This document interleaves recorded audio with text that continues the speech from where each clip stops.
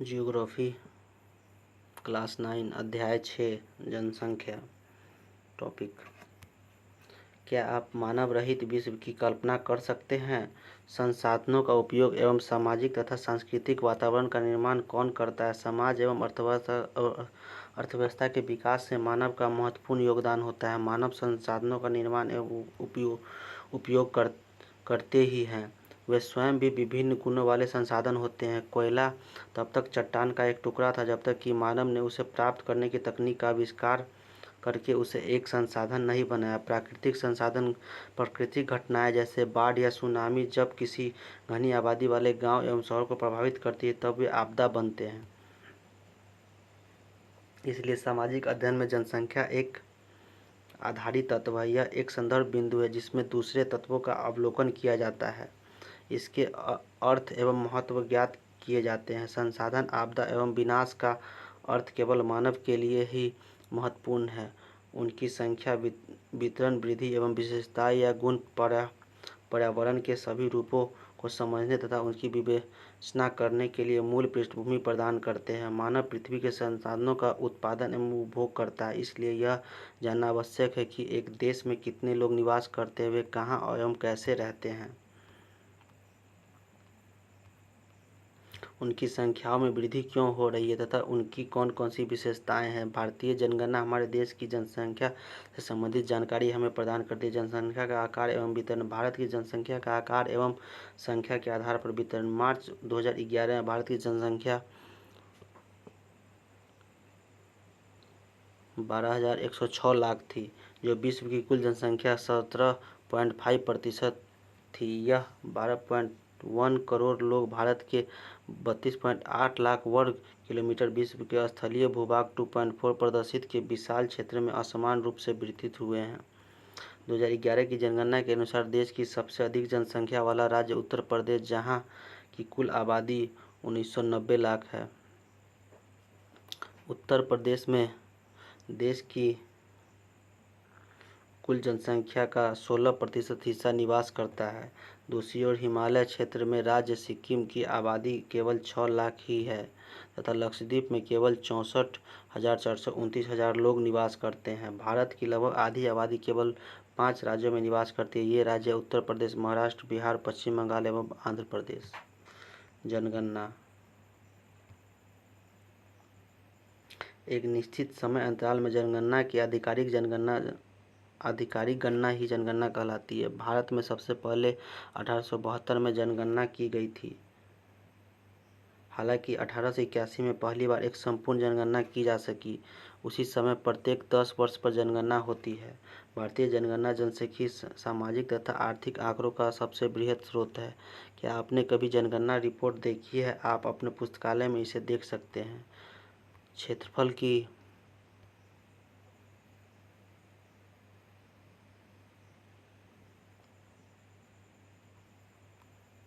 दृष्टि से राजस्थान सबसे बड़ा राज्य है, जिसकी आबादी भारत की कुल जनसंख्या केवल 5.5% है।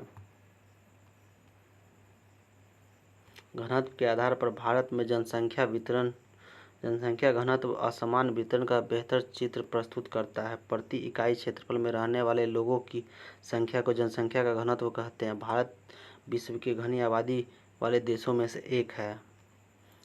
भारत में जनसंख्या के असमान वितरण का कारण क्या है? क्या आप जानते हैं केवल बांग्लादेश तथा जापान की जनसंख्या घनत्व भारत से अधिक है? बांग्लादेश एवं जापान की जनसंख्या घनत्व ज्ञात कीजिए। 2011 में भारत का जनसंख्या घनत्व 382 व्यक्ति प्रति वर्ग किलोमीटर था, जहां बिहार का जनसंख्या घनत्व 1102 वर्ग किलोमीटर प्रति किलोमीटर है। वहीं अरुणाचल प्रदेश में यह 17 व्यक्ति प्रति किलोमीटर है। चित्र 6.3 में राज्य स्तरीय जनसंख्या घनत्व के असमान वितरण को दर्शाता है। जनसंख्या भारत की जनसंख्या 17.5 है, जबकि शेष विश्व 82.5%। क्षेत्रफल की दृष्टि से देखिए, भारत 2.4 है, जबकि क्षेत्रफल शेष विश्व 97.6 है। विश्व में क्षेत्रफल एवं जनसंख्या भारत का भाग कितना है? 2.4 है भारत का भाग क्षेत्रफल के हिसाब से, और जनसंख्या में 17.5 है विश्व में। जनसंख्या वितरण। भारत की जनगणना 2011 के अनुसार जनसंख्या का वितरण किया गया है। उत्तर प्रदेश में 16% जनसंख्या, जो सबसे ज़्यादा उत्तर प्रदेश में, उसके बाद महाराष्ट्र में 9%, बिहार में है, पश्चिमी बंगाल में है, उसके बाद आंध्र प्रदेश 7%, मध्य प्रदेश में 6%, तमिलनाडु में 6%, राजस्थान में 6%, कर्नाटक गुजरात में 5%, उड़ीसा केरल में 3%, झारखंड में 3%, असम में 3%, पंजाब में 2%, 1%, जम्मू कश्मीर में, दिल्ली में 1%, हरियाणा में 2%, छत्तीसगढ़ में 2%, कश्मीर में 1%, अन्य राज्य और केंद्रीय प्रदेश में 2% है। यह जनसंख्या का वितरण किया गया हुआ है। भारत की जनगणना 2011 जनसंख्या घनत्व। अंडमान निकोबार द्वीप समूह। भारत की जनगणना 2011। आंध्र प्रदेश के पुनर्गठन के बाद 2 जून 2014 को तेलंगाना भारत का 29वां राज्य बना। 5/8/2019 को जम्मू और कश्मीर राज्य 2 केंद्रशासित प्रदेश जम्मू और कश्मीर एवं लद्दाख में विभाजित हो गया था। कब हुआ था? 2019 में। और 2014 में तेलंगाना भारत का 29वां राज्य बना था। आंध्र प्रदेश के पुनर्गठन के बाद व्यक्ति प्रति व्यक्ति किलोमीटर 250 से कम ग्रीन कलर से दर्शा रहा है। 251 से 500 के बीच को है इस कलर से। येलो इतना 1001 से सबसे ज़्यादा और सबसे कम देख लेते हैं। प्रति व्यक्ति वर्ग किलोमीटर देखिए 1000 रेड से है जो सबसे ज़्यादा रह रहा है। देखिए बिहार में जनसंख्या घनत्व सबसे ज़्यादा है तो यहाँ रेड से दर्शाया गया। पश्चिम बंगाल में भी रेड से दर्शाया गया यानी 1000 से अधिक है। हम सबसे कम ग्रीन से दर्शाया गया है जहाँ जो कि अरुणाचल प्रदेश, मेघालय, सिक्किम, छत्तीसगढ़, मध्य प्रदेश, राजस्थान, उत्तराखंड, हिमाचल प्रदेश और जम्मू कश्मीर है। और येलो 501 से 750 के बीच में जो कि तमिलनाडु का क्षेत्र है। तो इम्पोर्टेंट है कि सबसे कम और सबसे अधिक कहाँ है वो हमने देख लिया। चलिए आगे चलते हैं। चित्र 6.3 का अध्ययन कर इसकी तुलना 2.2 एवं 4.3 से करें। इन मानचित्रों के बीच क्या आपको कोई संबंध नजर आता है? 250 व्यक्ति प्रति वर्ग किलोमीटर से कम जनसंख्या घनत्व वाले राज्यों के नाम बताइए। पर्वतीय क्षेत्र तथा प्रतिकूल जलवायु अव्यवस्था इन क्षेत्रों की विरल जनसंख्या के लिए उत्तरदायी है। किस राज्य का जनसंख्या घनत्व 250 व्यक्ति प्रति किलोमीटर से भी कम है और क्यों? असम एवं आधिकारिक प्रायद्वीपीय राज्यों का जनसंख्या घनत्व मध्यम है। पहाड़ी, कटे छठे एवं पथरीले भूभाग, मध्यम से कम वर्षा, छिछली एवं कम उपजाऊ मिट्टी इन राज्यों की जनसंख्या घनत्व को प्रभावित करती है। उत्तरी मैदानी भाग एवं दक्षिण में केरल का जनसंख्या घनत्व बहुत अधिक है क्योंकि यहाँ समतल मैदान एवं उपजाऊ मिट्टी पाई जाती है तथा पर्याप्त मात्रा में वर्षा होती है। उत्तरी मैदान के अधिक जनसंख्या घनत्व वाले 3 राज्यों के नाम बताइए। जनसंख्या वृद्धि एवं जनसंख्या परिवर्तन की प्रक्रियाएं। जनसंख्या एक परिवर्तनशील प्रक्रिया है। आबादी की संख्या, वितरण एवं संगठन में लगातार परिवर्तन होता है। यह परिवर्तन 3 प्रक्रियाएं जन्म, मृत्यु एवं प्रवास के आपसी संयोजन के प्रभाव के कारण। जनसंख्या वृद्धि। जनसंख्या वृद्धि का अर्थ होता है किसी विशेष समय अंतराल में जैसे 100 वर्षों के भीतर किसी देश राज्य के निवासियों की संख्या में परिवर्तन। इस प्रकार के परिवर्तन को 2 प्रकार से व्यक्त किया जा सकता है। पहला सापेक्ष वृद्धि और दूसरा प्रति वर्ष होने वाले प्रतिशत के परिवर्तन के द्वारा। प्रत्येक वर्ष 1 दशक में बढ़ी जनसंख्या कुल जनसंख्या में वृद्धि का परिणाम है। पहले की जनसंख्या जैसे 2001 की जनसंख्या को बाद की जनसंख्या 2011 की जनसंख्या से घटाकर इसे प्राप्त किया जा सकता है। इसे निक्षेप वृद्धि कहा जाता है। जनसंख्या की वृद्धि का दर दूसरा महत्वपूर्ण पहलू है। इसका अध्ययन प्रति वर्ष प्रतिशत में किया जाता है। जैसे आगे भारत की जनसंख्या वृद्धि दर 1951 से 2011 के दौरान है। 1951 से 61 में देखिए इतना था और 1971 तक 61 से 71 10 साल में इतना बढ़ा, फिर 81 तक इतना होगा, फिर इतना, और 2011 में 17.6 है।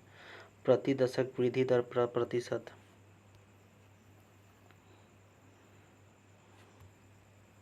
भारत की कुल जनसंख्या 1901 से 2011 जनसंख्या 10 लाख में।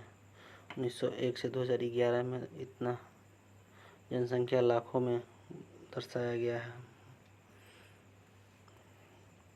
चलिए, प्रति वर्ष 2% वृद्धि की दर का अर्थ है कि दिए हुए किसी वर्ष की मूल जनसंख्या में प्रत्येक 1000 व्यक्तियों पर 2 व्यक्तियों की वृद्धि हुई है। इसे वार्षिक वृद्धि कहा जाता है। भारत की आबादी 1951 में 3,610 लाख से बढ़कर 2011 में 12,100 लाख हो गई है। सारणी 6.1 भारत की जनसंख्या वृद्धि का परिणाम एवं दरें। 1951 में देखिए वार्षिक दर प्रतिशत में दिया हुआ 1.1, एक दशक के साथ वृद्धि लाख में, ये सब अपना आप देख लीजिए। 2011 में 1.64 हो गया है।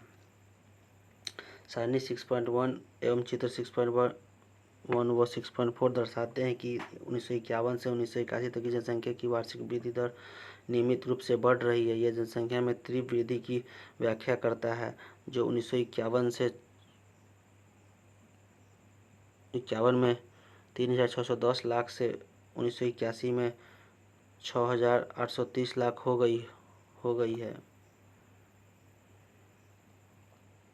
1900 आगे चलते सारणी 6 से पता चलता है कि वृद्धि दर में कमी के बावजूद प्रत्येक दशक के लोग संख्या में नियमित रूप से वृद्धि हो रही है। ऐसा क्यों? कि 1981 में वृद्धि दर धीरे धीरे कम होने लगी। इस दौरान जन्म दर में तेजी से कमी आई। फिर भी केवल 1990 में कुल जनसंख्या में 1,820 लाख की वृद्धि हुई। इतनी बड़ी वार्षिक वृद्धि इससे पहले कभी नहीं हुई। इस पर ध्यान देना आवश्यक है कि भारत की आबादी बहुत अधिक है। जब विशाल जनसंख्या में कम वार्षिक दर लगाया जाता है तो इससे सापेक्ष वृद्धि बहुत अधिक होती है। जब 10 करोड़ जनसंख्या में न्यूनतम दर से भी वृद्धि होती है, तब जुड़ने वाले लोगों की कुल संख्या बहुत अधिक होती है। भारत की वर्तमान जनसंख्या में वार्षिक वृद्धि संसाधन एवं पर्यावरण के संरक्षण को निष्क्रिय करने के लिए पर्याप्त है। वृद्धि दर में कमी जन्म दर नियंत्रण के लिए किए जा रहे प्रयासों का सफलता को प्रदर्शित करता है। इसके बावजूद जनसंख्या की वृद्धि जारी है तथा 2045 तक भारत चीन को पीछे छोड़ते हुए विश्व की सबसे बड़ी अधिक जनसंख्या वाला देश बन सकता है। जनसंख्या वृद्धि परिवर्तन की प्रक्रिया। जनसंख्या में होने वाले परिवर्तन को 3 मुख्य प्रक्रिया है: जन्म दर, मृत्यु दर एवं प्रवास। जन्म दर एवं मृत्यु दर के बीच के अंतर जनसंख्या की प्राकृतिक वृद्धि है। एक वर्ष में प्रति 1000 व्यक्तियों में जितने जीवित बच्चों का जन्म होता है उसे जन्म दर कहते हैं। यह वृद्धि का एक प्रमुख घटक है क्योंकि भारत में हमेशा जन्म दर मृत्यु दर से अधिक रहा है। एक वर्ष में प्रति 1000 व्यक्तियों में मरने वालों की संख्या को मृत्यु दर कहा जाता है। मृत्यु दर में तेज गिरावट भारत की जनसंख्या में वृद्धि की दर को मुख्य कारण है। 1980 तक उच्च दर एवं मृत्यु दर में लगातार गिरावट के कारण जन्म दर तथा मृत्यु दर में काफ़ी बड़ा अंतर आ गया एवं इसके कारण जनसंख्या वृद्धि दर अधिक हो गई। 1981 में धीरे धीरे जन्म दर में गिरावट आनी शुरू हो गई, जिसके परिणाम स्वरूप जनसंख्या वृद्धि दर में भी गिरावट आई। इस प्रकार के चलन का क्या कारण है? जनसंख्या वृद्धि का तीसरा घटक है प्रवास। लोगों का एक क्षेत्र से दूसरे क्षेत्र में चले जाने को प्रवास कहते हैं। प्रवास आंतरिक देश के भीतर या अंतर्राष्ट्रीय देशों के बीच हो सकता है। आंतरिक प्रवास जनसंख्या के आकार में कोई परिवर्तन नहीं लाता, लेकिन यह एक देश के भीतर जनसंख्या के वितरण को प्रभावित करता है। जनसंख्या वितरण एवं उसके घटकों को परिवर्तित करने में प्रवास की महत्वपूर्ण भूमिका होती है। क्रियाकलाप: एक मानचित्र पर अपने दादा दादी, नाना नानी और माता पिता के जन्म के समय प्रवास को दर्शाइए। प्रत्येक प्रवास के कारणों को व्याख्या करने का प्रयास कीजिए। भारत में अधिकतर प्रवास ग्रामीण से शहरी क्षेत्रों की ओर होता है, क्योंकि ग्रामीण क्षेत्रों में अपकर्षण यानी पुश कारण प्रभावी होते हैं। ये ग्रामीण क्षेत्रों में गरीबी एवं बेरोजगारी की प्रतिकूल अवस्थाएं हैं तथा नगर का अभिकर्षण यानी पुल प्रभाव रोजगार में वृद्धि एवं अच्छे जीवन स्तर को दर्शाता है।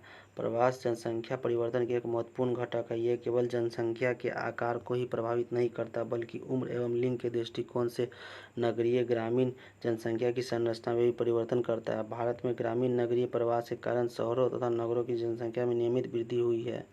1951 में कुल जनसंख्या की 17.5 29% नगरीय जनसंख्या थी, जो 2011 में बढ़कर 31.80% हो गई है। एक दशक 2001 से 2011 के भीतर 10 लाख से अधिक जनसंख्या वाले नगरों की संख्या 35 से बढ़कर 53 हो गई है। किशोर जनसंख्या भारत की जनसंख्या का सबसे महत्वपूर्ण लक्षण इसकी किशोर जनसंख्या का आकार है। यह भारत की कुल जनसंख्या का 5वां भाग है। किशोर प्रायः 10 से 19 वर्ष की आयु के वर्ग के होते हैं। ये भविष्य के सबसे महत्वपूर्ण मानव संसाधन हैं। किशोरों के लिए पोषक तत्वों की आवश्यकता बच्चों के वयस्कों से अधिक होती है। कुपोषण से इनका स्वास्थ्य खराब तथा विकास अवरोधित हो जाता है, परंतु भारत के किशोरों को प्राप्त भोजन में पोषक तत्वों का तत्व अपर्याप्त है। बहुत सी किशोर बालिकाएं रक्तहीन से पीड़ित होती है। विकास की प्रक्रिया में उनकी समस्याओं का पर्याप्त ध्यान नहीं दिया गया। किशोर बालिकाओं को अपनी समस्याओं के प्रति संवेदनशील बनाना चाहिए। शिक्षा के प्रयास तथा इनमें सुधार के द्वारा उनमें इन समस्याओं के प्रति जागरूकता बढ़ाई जा सकती है। राष्ट्रीय जनसंख्या नीति परिवारों के आकार को सीमित रखकर एक व्यक्ति के स्वास्थ्य एवं कल्याण को सुधारा जा सकता है।